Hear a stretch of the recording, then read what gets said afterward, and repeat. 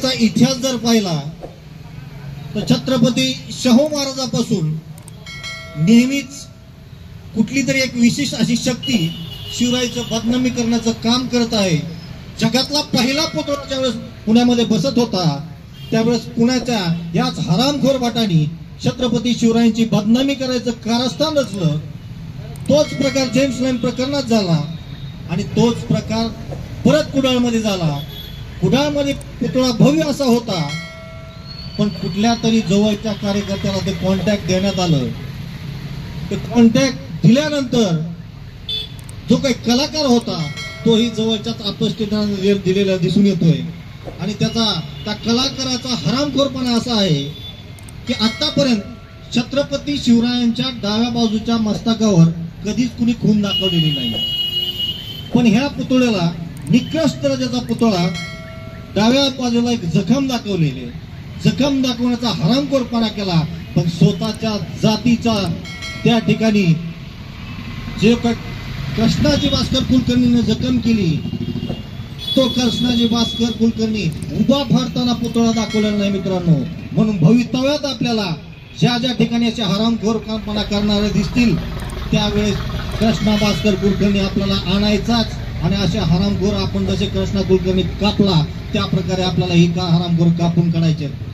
म्हणून शासनाच्या विरोधात शिवराज श्रीमती अखंड मराठा समाज गेल्या 10 दिवसापूर्वी निवेदन द्यायला रीतसर आम्ही SP ऑफिसला गेलो। त्या ठिकाणी रीतसर आम्ही चर्चा केली। त्यावेळेस त्यांनी सांगितलं आम्ही गुन्हा दाखल करू, पण गुन्हा दाखल करू म्हणले आणि आनंदनगर पोलीस स्टेशनला पाठवलं आणि परत त्यांनी भूमिका बदलली।